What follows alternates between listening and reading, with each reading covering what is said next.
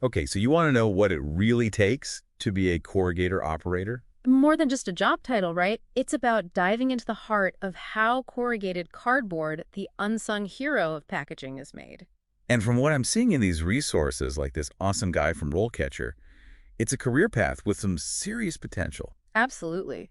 The industry is booming, demand for skilled operators is high, so we're going to unpack all of that. Perfect. So let's start with the basics for anyone who's ever looked at a cardboard box and thought, how they make this thing? Right. It all starts with those massive corrugating machines. We're talking industrial scale awesomeness that transform rolls of paper into that signature wave pattern. Ah, the wave. I've always wondered, is that just for looks or is there some science behind it? Oh, there's definitely science. That wave is what gives corrugated cardboard its strength. It's lightweight, but surprisingly sturdy, perfect for protecting everything we ship. It's physics meeting packaging. And meeting sustainability too, right? I mean, cardboard's got to be better for the environment than a lot of other materials. 100%. It's recyclable, biodegradable, a much greener option than plastic. And for anyone thinking about this career, that's a cool perk. You're contributing to a more sustainable future. Okay, so we've got the why of corrugated cardboard, but what about the how? Paint me a picture. What's it actually like to work as a corrugator operator? Imagine this. They're on the factory floor, surrounded by these impressive machines. Giant rolls of paper are fed into the corrugator, and right there in front of you, they're transformed into those perfectly formed corrugated sheets. It's like watching those time-lapse videos, but in real life. Yeah. So it's about more than just pressing buttons. There's a real skill to it. Oh, absolutely. It's about precision, timing, and knowing how to troubleshoot when things go wrong, because believe me, they will. This guide mentions operators needing to be pretty flexible with their schedules, too. Not your typical 9 to 5, huh? Right. We're talking rotating shifts, maybe some weekends, all part of keeping up with the 247 demands of e-commerce and keeping those packages moving. It's fast-paced, which brings us to the skills you need to not just survive, but actually thrive in this role. Because I'm guessing it's more than just showing up and pushing some buttons, Yeah, right? you got it. It takes a certain kind of person, someone who thrives under pressure, enjoys solving problems on the fly, and has an eagle eye for detail. Basically, someone who's not afraid of hard work and wants to be a part of something bigger. Okay, I'm intrigued. Let's break it down. What are some of the must-have skills for aspiring corrugator operators? Give me the inside scoop. Well, for starters, you absolutely need a problem-solving mindset. These machines are complex, things can go wrong, jams, breaks, you name it. You need to think on your feet and find solutions quickly and effectively. So you're not just an operator, you're a bit of a machine whisperer. Exactly. And then there's attention to detail, a crucial skill. A tiny imperfection can throw off an entire batch, so a keen eye and a commitment to quality are essential. Wow, it's amazing how those seemingly small things can have a big impact. That's the thing about this industry, it's all connected. And let's not forget the physical demands. The guide's pretty upfront about that you're on your feet for long hours, working with your hands, in an environment that can be noisy and dusty. So it's a workout for both the mind and the body. You got it. Stamina, both physical and mental, is key. You need that drive to keep going, even when things get tough.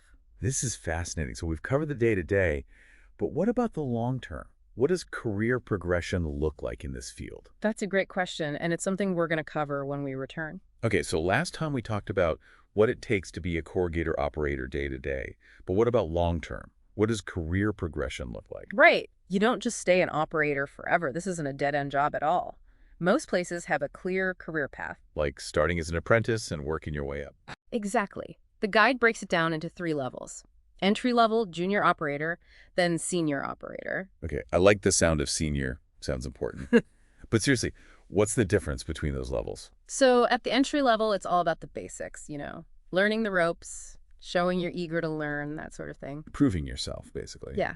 Then you move up to junior operator, more responsibility, maybe training new hires, that kind of thing. Okay, so you're not just running the machine, you're starting to lead a bit. Right. You're showing you get the bigger picture. Now, senior corrugator operator, that's the big leagues. You're overseeing multiple machines, thinking about efficiency, safety, all that. Wow, so you really work your way up to a management role. You can. It takes experience, leadership, but the opportunity is there. Which brings us to actually landing that first job, the interview. The dreaded interview. Any tips from the experts at RoleCatcher? I bet they've seen it all. They have. And one thing they emphasize is don't just send out a generic resume. You need to tailor it to this specific job. Makes sense. Show them you've done your homework. How do you do that, though? Research the company. What do they make? What are their values? If they're all about sustainability, guess what? So are you. Ah, I see. Speak their language. Exactly. And when it comes to interview questions, this guide has some great examples. One they always ask is, what experience do you have operating corrugating machinery? Well, what if you don't have any? What if you're just starting out? That's where you highlight transferable skills. Maybe you've worked with other machines, showing you're a quick learner. So even if it's not cardboard boxes, any experience with manufacturing helps. Exactly. Or maybe you've worked in a fast-paced environment, had to solve problems on the fly. Okay, so you're basically connecting the dots for them. Right. And don't be afraid to show some enthusiasm. Even if you're new to corrugating, if you're eager to learn, that goes a long way. So being a keener never hurts. Never hurts. Another question they might throw at you is, how do you troubleshoot common issues during the process? Ooh, that sounds tricky. Like, where do you even begin? It's more about showing how you think. Walk them through your thought process, how you'd identify the problem, then the steps to fix it. So not just memorizing answers, but showing you can actually, think critically. Exactly. And it's okay to say you don't know everything, but that you'd seek help if needed. It's about being competent, but also willing to learn. Makes you seem less like a know-it-all and more like, I'm here to be part of the team. Exactly. Now, one more question that's becoming huge in this industry. How do you ensure compliance with environmental regulations? The sustainability angle again. Big time. Companies want operators who get it, who care about the environment. So what's the best way to answer that? Like, I recycle. Well, it helps to know the actual regulations in your area first off. Then think about how your role as an operator ties into that. So minimizing waste, that kind of thing. Exactly. And don't be afraid to show you actually care about sustainability. It's not just a job for you. It's about finding a company where your values align, for sure. 100%. Now, beyond just what you say, there's how you say it. This guide talks about nonverbal communication, eye contact, smiling, all that. It's like interview 101, but people forget. They do. Project confidence, even if you're freaking out inside. And come prepared with questions of your own. Ooh, good point. Like what? Ask about company culture, growth opportunities, even the challenges of the job itself. Shows you're thinking long term. Love it. Okay, so we've tackled skills, the interview. But what about the actual work environment? Because even if you nail everything else, if you hate being on a factory floor, Then it's not going to be a good fit. exactly. What insights does the guide give us about the day-to-day reality of this job? So we've talked about the schools, the interview. But what about the actual work environment? Because even if you nail everything else, if you hate being on a factory floor, Then it's not going to be a good fit. exactly.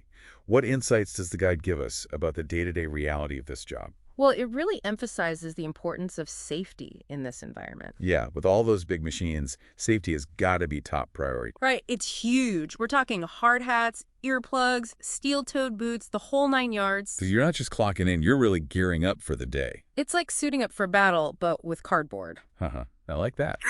But seriously, why all the precautions? What makes it so potentially hazardous? Well, you're working with heavy machinery, often in close quarters with other people, so things can happen. Right, one wrong move. Exactly. But when everyone follows the rules, it minimizes those risks and keeps the whole operation running smoothly. So safety isn't just about you, it's about looking out for your team too. Exactly. And speaking of teamwork, the guide also talks about how important communication is in this role. Oh, I bet. With all that noise, it must be hard to hear anything. It can be, yeah. You're constantly coordinating with other operators, supervisors, the maintenance crew. Clear communication is key. So you might need to brush up on your hand signals then. Might come in handy. Now, beyond the physical demands, there's also the mental side of things to consider. Okay, like what? What kind of mindset do you need to thrive in this environment? The guide talks about how the work, while rewarding, can also be repetitive. So you need focus, attention to detail. Even when you're on, hour 5 of staring at a corrugator. Exactly. It's about finding ways to stay engaged, to keep that eagle eye sharp. Finding zen in the cardboard, I guess. Any tips on how to do that? Well, everyone's different, right? Some people listen to music, some set personal goals, some find satisfaction in spotting those tiny imperfections. I guess it's about finding what works for you, what keeps you going. Precisely. So to sum up, this job, it's not for everyone. It's demanding, both physically and mentally, but for the right person. It sounds like it could be really rewarding. You're part of a team, you're building something tangible, you're even contributing to a more sustainable future. And those are things that matter more and more these days. So for anyone listening who's thinking, maybe this AS for me, what's the next step? Well, the RoleCatcher platform has a ton of great resources, company profiles, salary data, you name it. It's a fantastic starting point for anyone considering this career path. Absolutely. Knowledge is power, right? The more informed you are, the better equipped you'll be to make the right decision for you. And who knows, maybe this deep dive has sparked an interest you never knew you had. Maybe you're the corrugating pro we've been waiting for. Haha, maybe you are. But seriously, whatever path you choose, we wish you the best of luck in your career journey. And on that note, we'll leave you to ponder the possibilities. Until next time on the deep dive, keep exploring, keep learning, and remember there's more to corrugated cardboard than meets the eye.